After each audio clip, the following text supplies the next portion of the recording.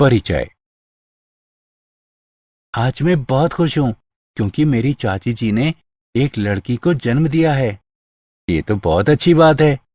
लेकिन मेरे चाचा जी खुश नहीं थे क्योंकि वह एक लड़का चाहते थे। वह इसके लिए खुद को दोष दे रहे थे। लेकिन वह ऐसा क्यों कर रहे थे? वास्तव में एक लड़की को जन्म देने के लिए केवल मां ही जिम्मेदार नहीं होती है, बल्कि यह पिता के जीन पर निर्भर करता है, जो वास्तव में बच्चे के लिंग का निर्धारण करते हैं। मुझे आपको इस क्रियाविधि को विस्तार से समझाने दें।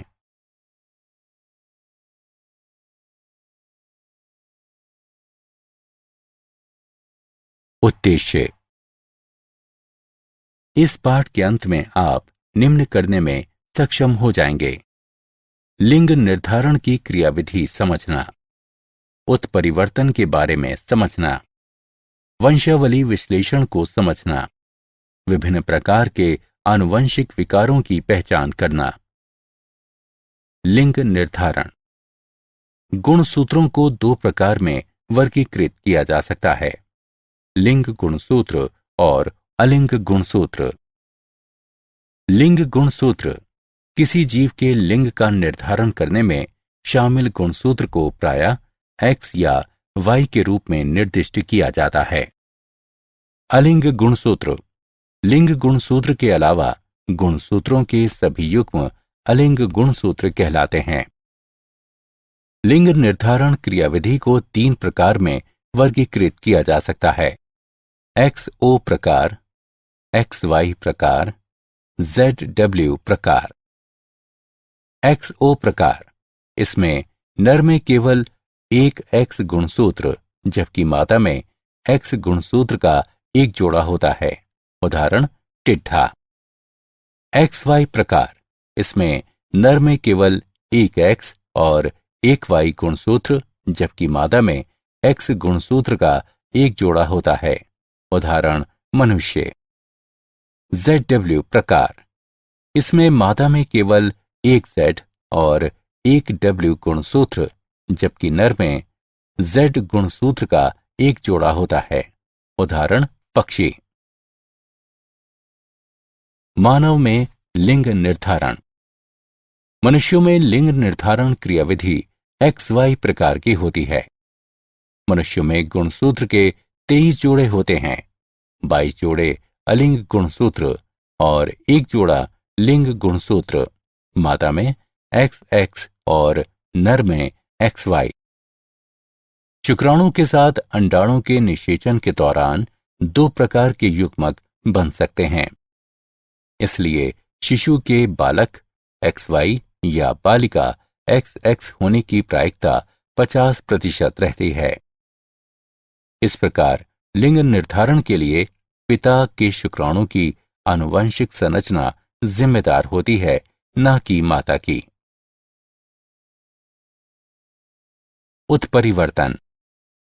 संतति में भिन्नताएं निम्न कारणों से पाई जा सकती हैं: गुणसूत्रों के विनिमय के बाद पुनर्योजन और उत्परिवर्तन। उत्परिवर्तन। उत्परिवर्तन एक घटना है जिससे DNA अनुक्रम में फेरबदल हो जाता है और फलस्वरूप जीव के जीनोटाइप तथा फिनोटाइप में परिवर्तन हो जाता है। उत्परिवर्तनजन कारक जो उत्परिवर्तन में शामिल होते हैं उत्परिवर्तनजन कहलाते हैं।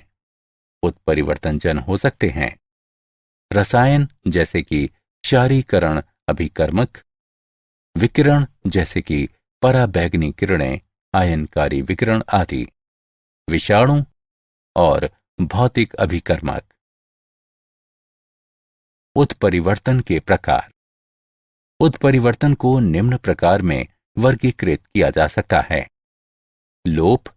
लोप DNA से एक या अनेक न्यूक्लियोटाइडों को हटाता है।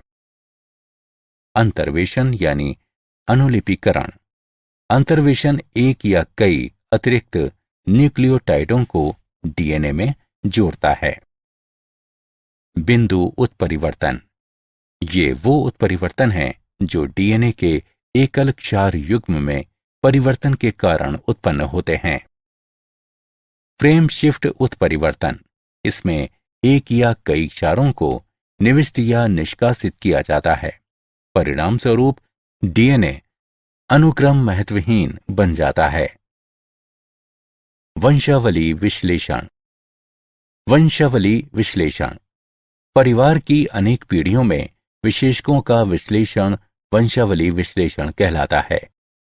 वंशावली यह पारिवारिक संबंधों का एक आरेख है जिसमें लोगों को निरूपित करने के लिए प्रतीकों और आनुवंशिक संबंधों को निरूपित करने के लिए रेखाओं का प्रयोग किया जाता है। वंशावली में उपयोग किए जाने वाले कुछ बुनियादी प्रतीक हैं।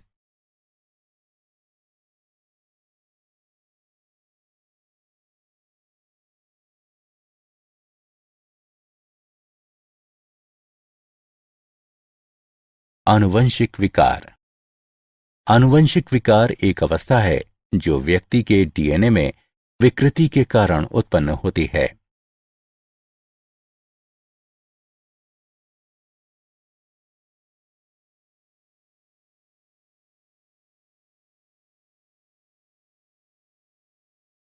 मेंडलीय विकार एक आनुवंशिक रोग जो वंशागति के मेंडलीय प्रतिरूप को दर्शाता है और डीएनए की संरचना में एकल उत्परिवर्तन द्वारा होता है, मेंडलीय विकार कहलाता है। ऐसा रोग विशेषक प्रभावी या अप्रभावी हो सकता है। ऐसे विशेषकों के संचरण का निर्धारण करने के लिए वंशावली विश्लेषण का उपयोग किया जा सकता है। अलिंग गुणसूत्र प्रभावी वंशावली। अलिंग गुणसूत्र अप्रभावी वंशावली।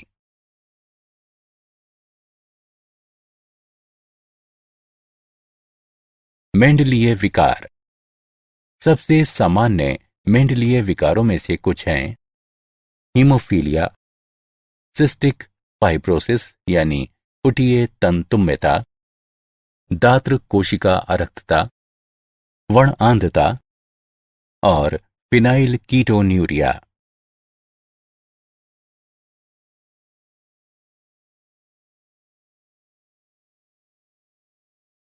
हीमोफीलिया यह लिंग सहलग्न अप्रभावी विकार है जो रुधिर स्कंदन को नियंत्रित करने की शरीर की क्षमता को क्षीण करता है। यह कुछ स्कंदन कारकों की कमी के कारण होता है। इस विशेषक का संचार वाहक मादाओं से अप्रभावित नर संतति में होता है। मादा की हीमोफीलिया से रोगग्रस्त होने की संभावना विरल होती है क्योंकि ऐसी मादा की माता में कम से कम वाहक और पिता को हीमोफीलिया से ग्रस्त होना आवश्यक होता है जो अधिक वय तक जीवित नहीं रह पाता। निम्नलिखित चार्ट हीमोफीलिया के संचार को दर्शाता है।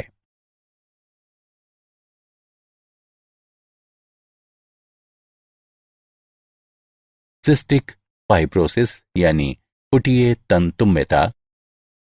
सिस्टिक फाइब्रोसिस एक आनुवंशिक विकार है जो CFTR प्रोटीन की जीन कोडिंग के विलोपन के कारण होता है। यह गुणसूत्र 7 की लंबी भुजा पर स्थित होती है। प्रायः 3 न्यूक्लियोटाइड की हानि होती है जिसके परिणाम स्वरूप CFTR प्रोटीन के अनुक्रम और रचना में परिवर्तन हो जाता है जिससे ये अपक्रियात्मक हो जाती है। CFTR प्रोटीन कोशिका पृष्ठ झिल्ली के पार क्लोराइड आयनों के परिवहन को नियंत्रित करती है। इससे जीव का वैद्युत अपघट्य संतुलन क्षतिग्रस्त हो जाता है और फलस्वरूप बहिस्रावी ग्रंथियों में परिवर्तन हो जाता है। फेफड़े का झिल्ली स्तर असामान्य रूप से गाढ़ा श्लेष्म उत्पन्न करता है जिसके परिणाम स्वरूप बार बार संक्रमण होता है और सांस लेने में कठिनाई होती है। रोग अग्नाशय की एंजाइमी विफलता को भी बढ़ावा देता है जिसके कारण भोजन के पाचन और अवशोषण में विकार उत्पन्न हो जाते हैं। इन ग्रंथियों में लंबे समय तक स्राव के धारण के कारण स्रावी अंगों जैसे कि यकृत तथा अग्नाशय में फाइब्रोसिस हो जाती है। स्रावी अपक्रिया के कारण स्वेद ग्रंथि सोडियम क्लोराइड की अधिक सांद्रता वाला पसीना उत्पन्न करती है, जिसे नमकीन श्वेत के रूप में जाना जाता है। दात्र कोशिका अरक्तता यानी सिकल सेल एनीमिया। यह अलिंग अप्रभावी विशेषक है जो जनक से संतति में तब पहुंचता है जब दोनों जनक जीन के वाहक होते हैं। रोग का नियंत्रण अलील का एकल जोड़ा HbA और HbS करता है। Hb की घात S के लिए केवल समयुग्मजीव व्यक्ति ही रोगग्रस्त फिनोटाइप दर्शाते हैं। इस विकार का कारण हीमोग्लोबिन की बीटा श्रृंखला की छठी स्थिति पर स्थित वैलीन द्वारा ग्लूटेमिक अम्ल का प्रतिस्थापन है। इस प्रकार आरबीसी का आकार बदलकर लंबा दात्राकार हो जाता है।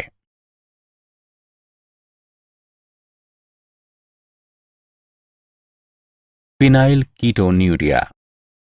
फिनाइल कीटोन्यूरिया ये एक अलिंग गुणसूत्र अप्रभावी विकार है जो मस्तिष्क में फिनाइल एलेनिनी के संचय के कारण होता है, जिसके परिणाम स्वरूप मानसिक दुर्बलता आ जाती है। क्रोमोसोमीय विकार।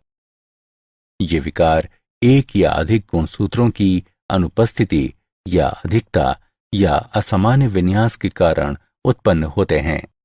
ऐसे विकार हो सकते हैं असुगुणिता, एनियोप्लोइडी, कोशिका विभाजन चक्र के दौरान क्रोमेटिड के विसंयोजन की विफलता के कारण एक क्रोमोसोम की अधिकता या हानि हो जाती है। इसे एनियोप्लोइडी कहते हैं। बहुगुणिता। बहुगुणिता एक अवस्था है जो तब पाई जाती है जब अंत्यावस्था के बाद कोशिका द्रव्य विभाजन नहीं होता है, जिसके परिणाम स्वरूप क्रोमोसोम के पूरे सेट में वृद्धि हो जाती है। ट्राइसोमी। क्रोमोसोम की एक अतिरिक्त प्रति ट्राइसोमी यानी त्रिसूत्रता कहलाती है। मोनोसोमी। जोड़े से एक क्रोमोसोम की अनुपस्थिति मोनोसोमी कहलाती है।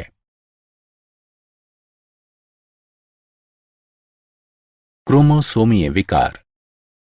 मनुष्यों के कुछ सामान्य क्रोमोसोमीय विकार हैं। Down syndrome. ये क्रोमोसोम संख्या 21 की ट्राइसोमी के कारण होता है। Klinefelter syndrome. यह मनुष्य के शुक्राणु XXY में X क्रोमोसोम की अतिरिक्त प्रति की उपस्थिति के कारण होता है। Turner syndrome. ये मानव अंडाणु XO में एक X क्रोमोसोम की अनुपस्थिति के कारण होता है।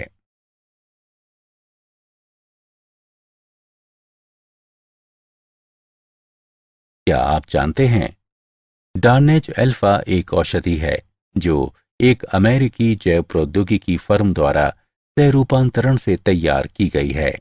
ये सिस्टिक फाइब्रोसिस, एक मेंडलीय आनुवंशिक विकार के उपचार में मदद करती है।